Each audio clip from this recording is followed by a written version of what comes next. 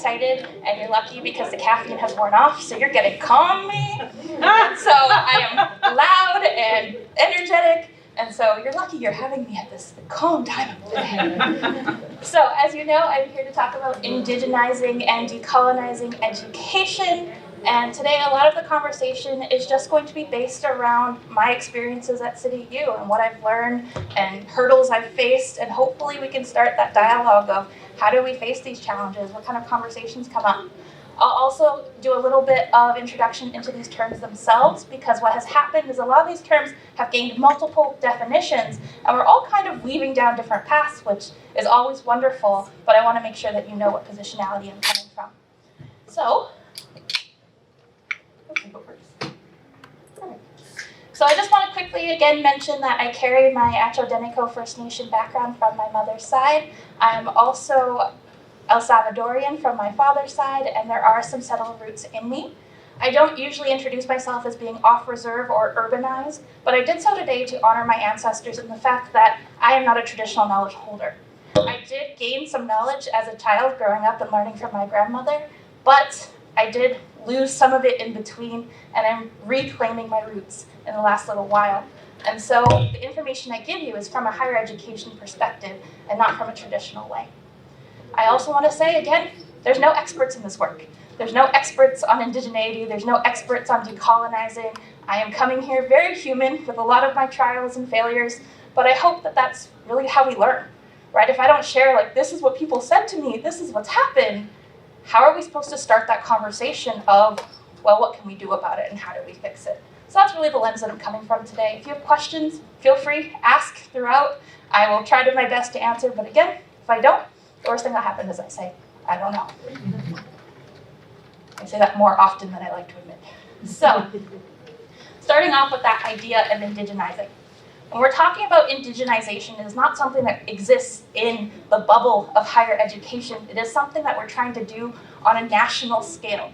It is something that we're trying to build up and weave into our day-to-day life. When I'm referring to indigenization, I'm talking about an embodiment experience, a way of weaving knowledge into the way of being and the way that we are, into the way that we look at the world. Indigeneity is a worldview. It is not something that we can pick and choose and add into. It is a way of knowing, being, and feeling. And so when we're talking about indigenizing higher education, it's deeper than that.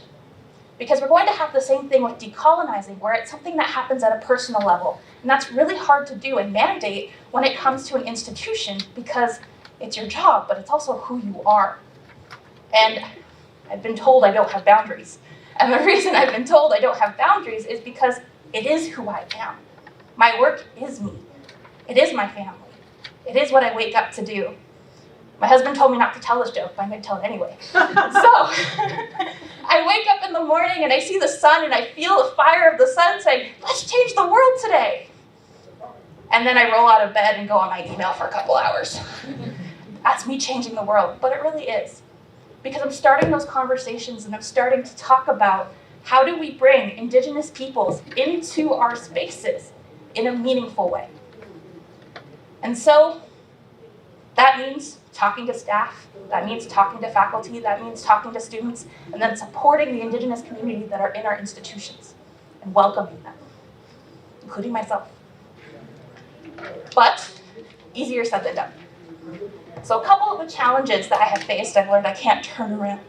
So a couple of the challenges I have faced is, one, indigenization has become this term for adding Indigenous things in. Indigenous content, Indigenous language, different little things, but done when it's convenient. So this class, we have a great unit, let's add it in this one spot. Oh, I have a case study, I can add it here. But that is adding content, that is adding an Indigenous piece. It is not indigenizing. It is not embodying the worldview.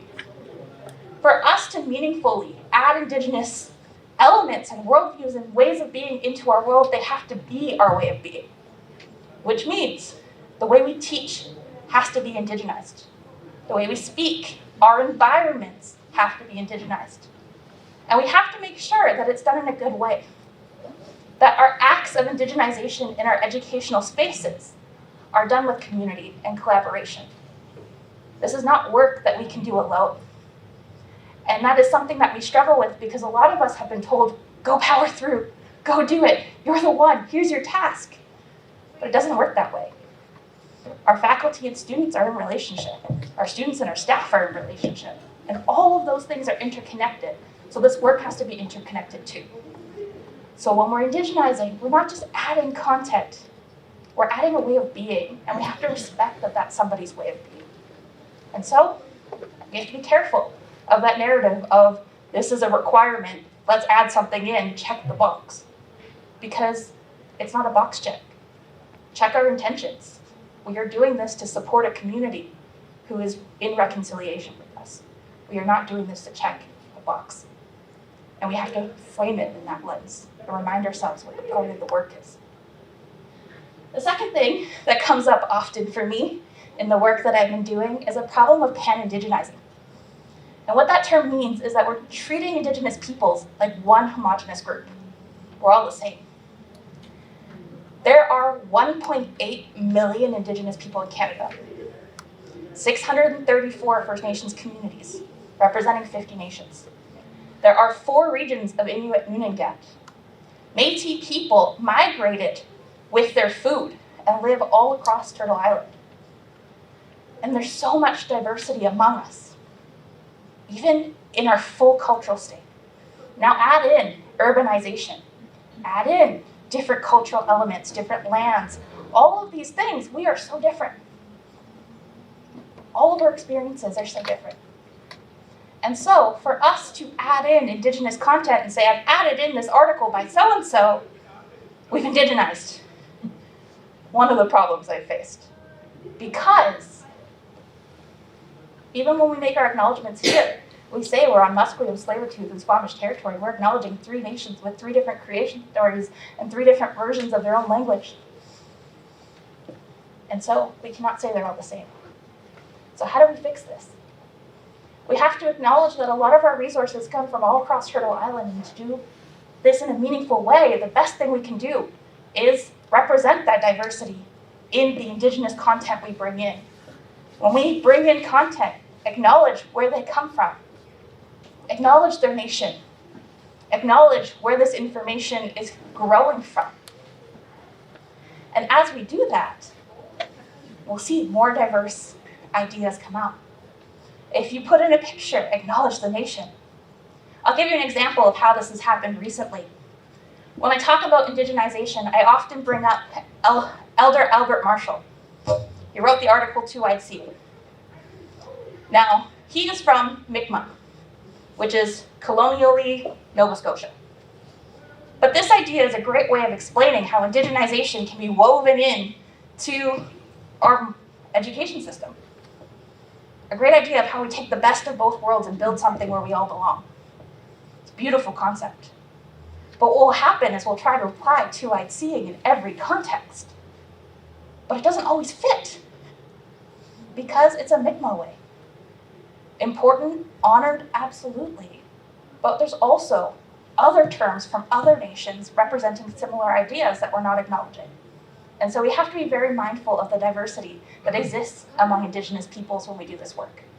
And that has been something that has come up in higher education, is that we keep adding in materials and not recognizing, do we have an opportunity to represent local peoples?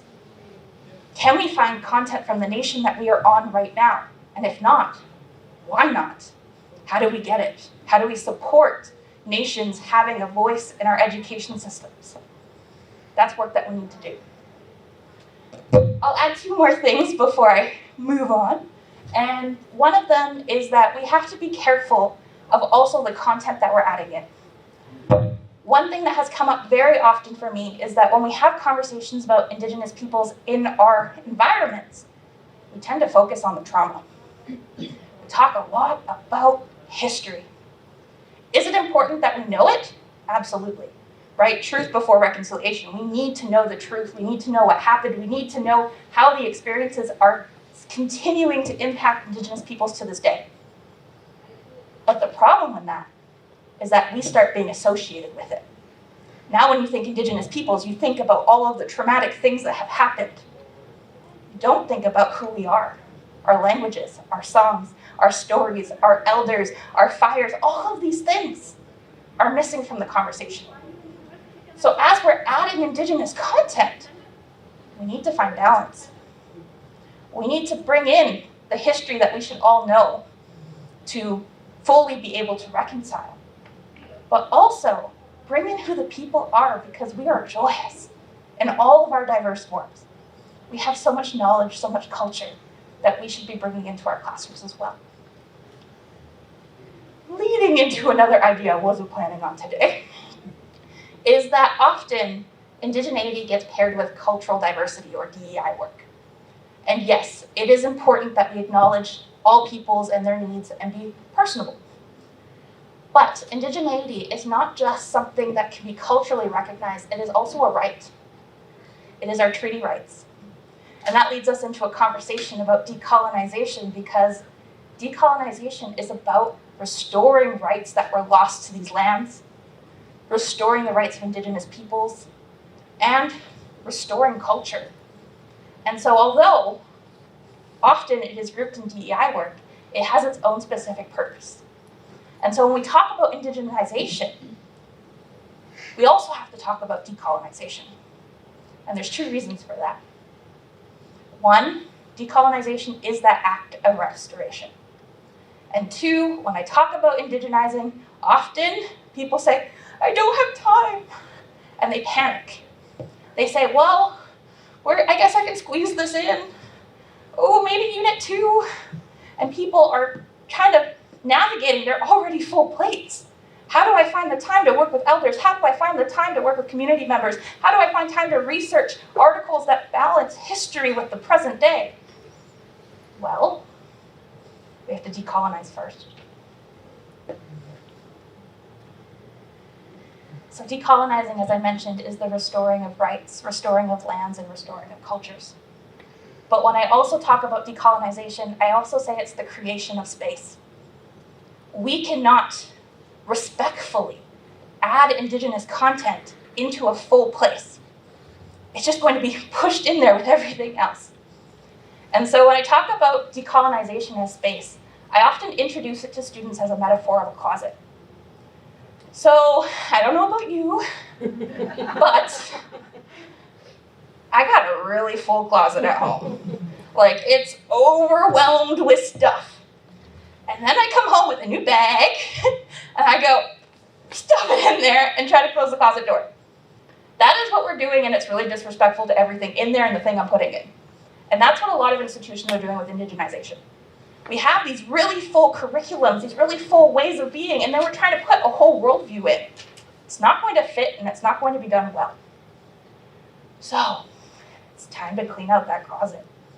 And by cleaning out that closet, it means we have to, one, be really conscious of every piece in there.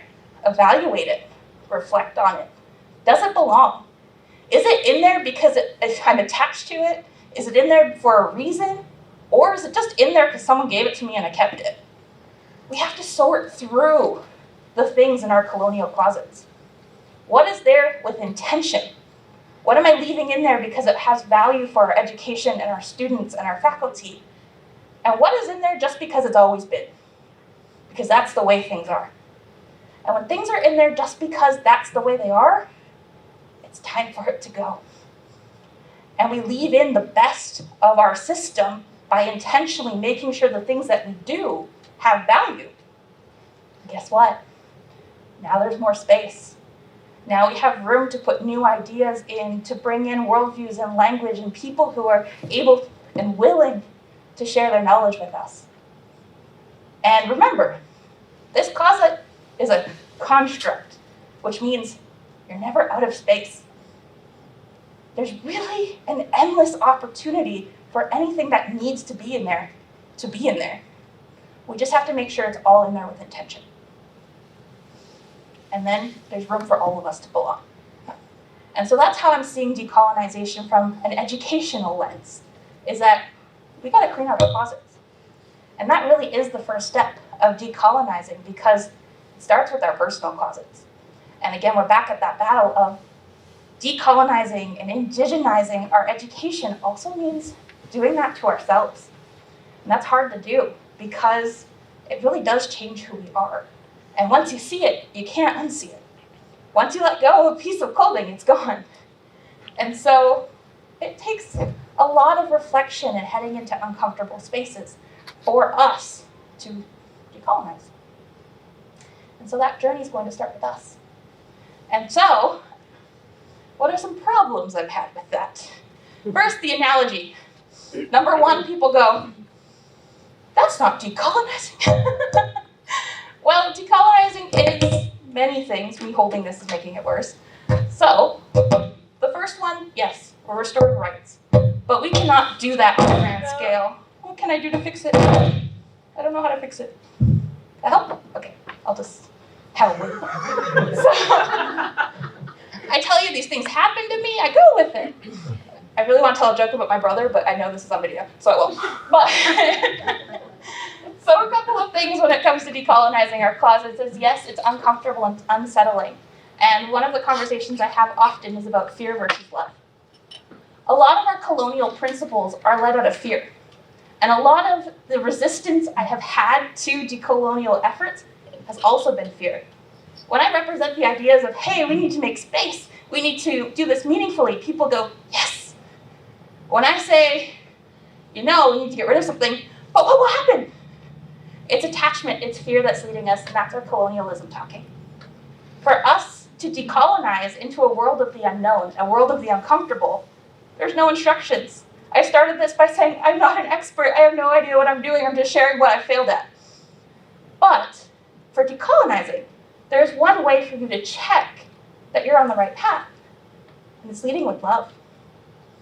Am I doing this for love of people, love of our students, love of education, love of success for our students, whatever that means to them? Leading with love. Because let's face it, decolonizing requires mistakes. We don't know where we're going. We're going to mess up. We're going to do embarrassing things. And so, if we do it with the right intention and with love, we can usually be easier on ourselves when those mistakes happen. We don't have to be afraid of those consequences. Wherever we are in the institution, well, we can do one thing to support decolonization, which is supporting each other in our mistakes. Making sure that it's okay to make mistakes in this work because we can't be perfect in it. It's not possible because no one's done it before. We just have to embrace that change is unknown. Sometimes it causes us to be fearful of what's going to happen and just be open to what's meant to be. And if that end doesn't happen, well, we go with it. The final thing I'll say, because I'm being told to wrap up, told you I talk too much, it happens, is that we have to be aware that decolonizing can't be convenient. So when I say decolonize education, I don't mean apply decolonizing methodology. That's convenient decolonizing. Saying decolonizing fits in this classroom but not that one. I'll decolonize this but not that. It's not something that we get to pick and choose. It's something that, again, a way of being. And so, we cannot just apply it in bits and pieces. It is a full movement that we have to make in all levels of our institutions, and we all have to be on board, which is a little bit challenging because it also requires a lot of discomfort. But at least I can say, we're all in this together. So, I will end it there. I will not make any more ridiculous jokes on camera, and I will leave it to you to have questions, and hopefully I can answer a few.